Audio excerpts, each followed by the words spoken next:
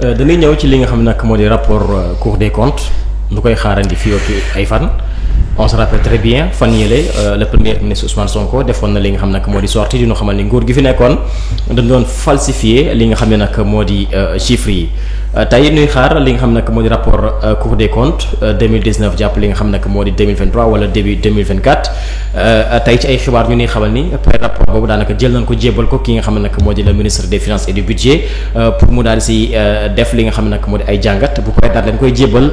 pour ñoom mën a génnee li nga xam ne nag mooy seen rapport définitif tey lan nga nu mën leeral par rapport rapport boobu ñuy daal di xaar. waaw xam nga on se rappelle septembre 2024. Le gouvernement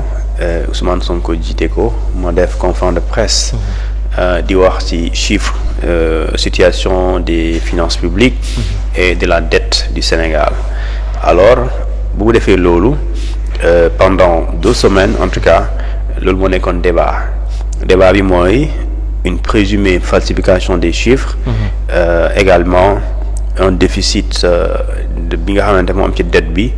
et une dette pour ne pas dire des dettes qui ont été contractées par le Sénégal. Mais qui n'ont jamais été annoncées aux Sénégalais. alors ñu gis ne loolu bu dee am na lu yéeme la. parce que li tax mu yéeme dafa jur conséquence mooy dafa am répercussion économique. loolu buñ ko waxee lu nu dal donc nga gis ne donc c'est à la limite c'est lu doy waar léegi nag loolu Ousmane Sonko doon wax mu ngi ko jëlee ci lu ñu tuddee un rapport de l'inspection générale d'État des finances. Alors l'inspection générale des finances daa bokk ci lu ñu tuddee ministère des finances. alors loolu mu wax ñi ko joxe c'est des techniciens, des fonctionnaires, des responsables du ministère des Finances. Alors c'est un rapport établi par un ministère, mais ce rapport aujourd'hui dafa am lu ñu tuddee une certification. Et la certification elle doit être faite par ce qu'on appelle la Cour des comptes. soo demee dans la Constitution dañ la ne la Cour des comptes accompagne le président de la République pour muy def lu ñu tuddee pour mu gën a xool la comptabilité publique. li nga xamante ni moom mooy finance yi li nga xamante ni moom mooy dette yi li nga xamante ni moom mooy doxalinu réew mi. mu jàppale ko effectivement ñu xool nan la koy saytoo ba réew mi jaar yoon. léegi nag su boobaa liñ ciy séntu rek mooy chaque année. la Cour des comptes dafay def la production d'un rapport annuel pour mu wax ci li ñu tuddee la situation des finances dettes recettes charges loolu yëpp dafay am. parce que peut-être le Sénégal man. y a un débat bi ci juddu ñu wax ko rek ñëpp tiit ñëw wala ñëpp waaru mais lii c'est naturel. maanaam dafa war a am xam nga Sénégal lu war a am bu dee amul ñu bëri duñ ko xam léegi bu nit ñëw wax ko rek wala ñeen dañ koy def nga bëgg a def exception alors que yoon daf ne dafa war a am chaque année parce que daf ñuy permettre ñu xam la situation exacte des finances publiques. ñu xam aussi la situation par rapport à la dette. ñu xam aussi lu ñu tuddee recette lu ñu am mais aussi lan la ñu am ci dépense mais aussi lan la Sénégal war a fay chaque année loolu dafay am et puisque duñ ko doon waxtaanee nit bu ñëwee wax ko rek après exceptionnellement oui ñu xamuñu ko léegi nag nous sommes à une phase très importante parce que on est en phase d'attente. D'attente de quoi? Du rapport de la Cour des comptes qui nous dira ñaari mbir soit la Cour des comptes vient confirmer les propos de Ousmane Sonko. Qui viennent de l'inspection générale des finances. Ou bien ce rapport vient pour dire que effectivement il n'y a pas eu falsification des chiffres. Dans tous les cas cette réponse de la Cour des comptes dafay jur lu ñu tuddee dafay dalal lu ñu tuddee Sénégalais yi pour sunu crédibilité. maanaam crédibilité des finances pour nga am ko parce que suñu waxee ne dañ ko falsifier loolu dafa ñaawal xel. en plus dafa ñaaw d'ailleurs et à la limite c'est même illégal benn bi parce que li tax ma ne la loolu wax jooju dafa jural Sénégal mbir. le Sénégal ci notation ni ñu tuddee Moody's bu coow li amee daf ne Sénégal yéen a ngi woon ci B1. su ma juumulee B3 léegi. B1 ngeen nekk voilà yéen ci B1 maanaam yéen a ñëwoon ci kaw waaye wàcc ngeen FMI ne waroon naa leen jox li ñu tuddee 1,8 $. milliards de dollars mais jamono ji dinañ ko jox et gëm naa ne sax il nous parle de janvier 2025 voilà et jamono ji au mois de janvier état wu Sénégal ak FMI danoo war a nekk ci li ñu tuddee démarche de waxtaan ñu xool nan la ñuy gën a àndee léegi nag ànd boobu pour ñu reprendre ko waxtaan boobu pour mu am mu ngi dépendre ci rapport bi lu muy génnee et pour dire tant que la Cour des comptes son rapport n'est pas publié le FMI et le Sénégal du ñu toog pour wax ci loolu donc day gis ne donc c'est un moment important décisif boo xamante ni pour que le FMI et la Cour des comptes ñu daal di le FMI et le Sénégal pour que ñu daal di waxtaan ci li nga xamante ni moom mooy cette coopération pour ne pas dire cette collaboration il faut la publication du rapport de la Cour des comptes maintenant la Cour des comptes remettre na li nga xamante ni moom mooy ce rapport là au ministère des Finances ce ministère des Finances il a un mois légal parce que loolu la maintenant mais rapport bi daf ko ne Cour des comptes dañ leen ne vous avez ñun on souhaite mu am dans 10 jours léegi nag on va voir si dañuy topp le délai légal ou bien dañ koy génne dans les 10 jours mais 10 jours yooyu est-ce que ndawal bu fekkee bëgg na saytu bu baax a baax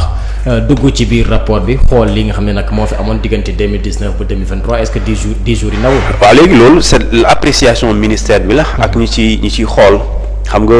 benn xamuñu le volume du rapport xamuñu le contenu xamuñu chiffres yi fa nekk parce que quand on soumet à l'appréciation d'un document à une autorité on attend à ce que l'autorité mu am ci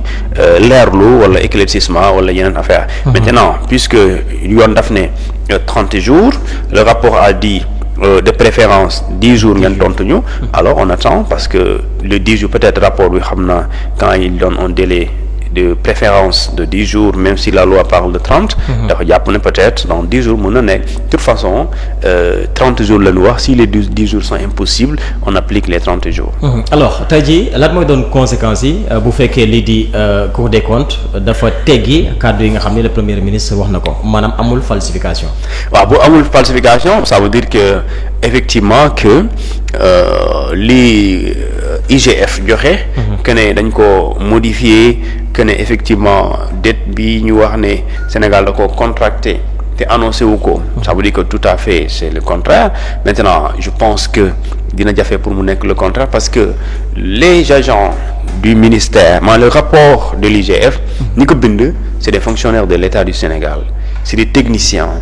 qui se sont fondés sur des chiffres yoo xamante ni tantôt chiffres État du Sénégal la tantôt c'est des chiffres justement des institutions financières pour ne pas dire des institutions de Bretton Woods ñu jëlee ko ils n'ont pas inventé donc ces chiffres-là qu'ils ont pu obtenir à travers l'État du Sénégal FMI Banque mondiale ak yeneen institutions financières yi ce sont ces chiffres-là qu'ils ont repris et étudiés et à partir de cela ñu def ci rapport et ce rapport-là qui est destiné au public maintenant reste à voir est-ce que effectivement il y aura conformité entre la déclaration du Premier ministre pour ne pas dire du gouvernement sur ces faits-là est-ce que lu taxaw la wala déet de toute façon on verra c'est moins de en tout cas d'ici à février on saura effectivement lan mooy véritablement li ñu tuddee le contenu maintenant xam nga nee naa sànq quand le gouvernement est sorti daf ñu jural li ñu tuddee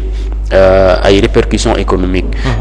bailleurs yi taxoon nañ def observation mooy que ne bu ñu bëggee woon ñëw sax ñu ngi toog xool est-ce que vraiment le climat actuel au Sénégal est-ce que il est prometteur et gis nga investissement yi ça a connu un ralenti beneen bi mooy li nga xamante ni moom mooy l'agence de notation Moody's daf ñoo régressé alors ñi nga xamante ni moom mooy FMI sax waroon ñu jox avant la fin de l'année 2024 benn montant bu ñu waroon accompagner daf ko suspendre pour une date boo xamante ni dafa sori parce que fii ak juin maintenant même juin boobu ni sax pour ñu dem ci nu ñu fay demee ak nu ñu koy joxee loolu ñu waroon ko waxtaanee au mois de janvier bi nga xam ne nekk en cours mais ci mois de janvier aussi jàppal ne d'ici à 10 jours parce que tant que le rapport de la Cour des comptes publié wuñ ko li nga xamante ni moom mooy démarche discussion entre FMI ak État au Sénégal discussion yooyu di am donc da ngay gis ne donc conséquences yi déjà l'État du Sénégal est en train de les vivre parce que a connu une baisse plutôt a connu également lu ñu tuddee une rétrograde mais aussi ci loolu l'État du Sénégal a senti lu ñu tuddee l'inobservation des investisseurs étrangers. En plus également li nga xamante ni moom mooy le fait que le FMI a suspendu lu ñu tuddee son financement à hauteur de 1,8 milliard de dollars. Alors tey jii lan mooy doon xaar bi maanaam si ñi nga xam ne mooy fi nga ko daanelee suñuy partenaires financiers ndax tey jii ci ay xibaar yu ngi xamal ni FMI juin la fi fas yéene dikkaat waaye aussi am na ay financement yoo xam ni Banque africaine de développement war na ko fi dugal wala yeneen partenaires yoo xam ni ñu ngi koy daal di xaarandi fii ak li nga xam ne nag moo di jëmmi jamono tey ñoom lan mooy doon xaar bi ci rapport bi nga xam ni boo matul fii ak février war na génn ci yoon. waaw xam nga li tax mu am solo mooy ñaari kàddu la. benn bi dañ ne dañ koo falsifié beneen bi ñu ne déedéet. léegi ki nga xamante ne moom mooy partenaire technique et ou financier. moom dafa bëgg xam lu ñu tuddee la vraie version. et que cette vraie version pour la connaître dafa am lu ñu tuddee la certification. mooy mbir ñu ngi koy wax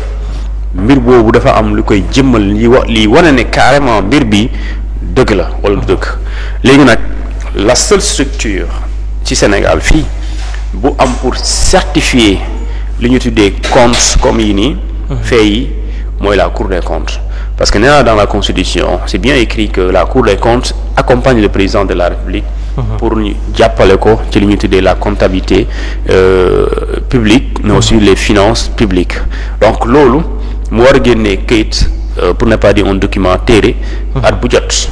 léegi loolu ñi nga xamante ne ñoom ci loolu la ñu sukkandiku wala xool Sénégal est-ce que c'est un pays boo xamante ni mun naa ci financer investir wala Sénégal aussi mun naa ko lebal. wala su ma ko lebalee est-ce que amul risque. wala su dee également situation économique bi ñu wax ne dafa nekk lu délicate lu compliqué pour ne pas dire une situation un pays en ruine. si c'est le cas est-ce que su ma fi yóbbee sama investissement wala sama financement est-ce que lu ma ci séentu dina mun nekk parce que un pays en ruine aura des problèmes pour rembourser. Oui, absolument. bu dee dañ la aal un pays en ruine également ce sera risqué pour un investisseur d'y investir donc dañuy gis ne dans tous les cas li nga xamante ne moom mooy l'attente de la publication du rapport dafa nekk moment bu am solo parce que ça permettra nous Sénégalais et eux les investisseurs mais aussi ñeneen ñi nga xam ne ñooy les institutions financières d'avoir accès à la vérité par rapport à ces chiffres-là yi nga xamante ne tantôt on dit que ils ont été falsifiés tantôt on nous dit que ouais, en réalité ce n'est qu'une communication gouvernementale qui a envie de dénigrer l'autre sortant donc loolu dinañ comprendre bu ñu jógee ci li nga xam mooy publication de toute façon comme ni ñu koy waxee on nous a promis une publication qui aura lieu dans maximum 30 jours donc chaque jour ñuy dem c'est moins 1 et je pense que avant 10 jours il se peut que le rapport soit disponible. alors tey jii bu fekkee dafa am ay préjudice yu ci am ci rapport bi maanaam nu confirmer kaddu Ousmane Sonko nan la ñuy def pour réparer les préjudices. Ça va être compliqué parce que pour réparer ko bokk nañ ci les auteurs tu les poursuis. Ça c'est la lecture judiciaire mooy s'il y a la falsification d'un chiffre c'est un délit c'est une infraction léegi nag infraction pénale criminelle je sais pas financière ou économique justice mooy qualifier loolu mais de toute façon c'est une infraction léegi bu loolu jàllee mooy mesure forte parce que je pense que les agents certains agents de l'État amoon na benn rencontre bu am ci semaine bi ñu ne ils sont prêts pour en tout cas dañ doon wax ci turu Sénégal pour ne pas dire État au Sénégal pare nañ pour appliquer les recommandations de la Cour des comptes donc ça veut dire que la Cour des comptes dans son document li mu ci dëxëñ mooy lii am na waaye pour ngeen jógee ci lii ngeen di def ça veut dire ce qu'on appelle les recommandations et dans ces recommandations day am ay mesures yoo xamante ni c'est des mesures fortes qui peuvent être appelées ainsi pour ñu xool situation bii ngeen nekk nan lañ fiy jógee pour ñu leen d'accord dafa métti wàññi leen dépenses yi dafa métti na ngeen sakkanal dafa métti na ngeen focus ci priorité na ngeen dafa métti li ngeen di dépenser warul gën bari lu ngeen di investir en plus soyez ouvert envers les investisseurs. Allez séduire les investisseurs, allez à la rencontre justement des institutions, mais aussi faites focus sur ce qu'on appelle les champions locaux. Ça, c'est des mesures qui peuvent être comme ça. Et donc li nga xamante ni moom mooy recommandation Cour des comptes loolu mooy doon li nga xamante ni loolu la ñuy sant loolu la ñu naan état au Sénégal lii mooy situation bi waaye soo leen defee lii situation bi di ngeen ci génn. Et je pense aussi ce sera important de lire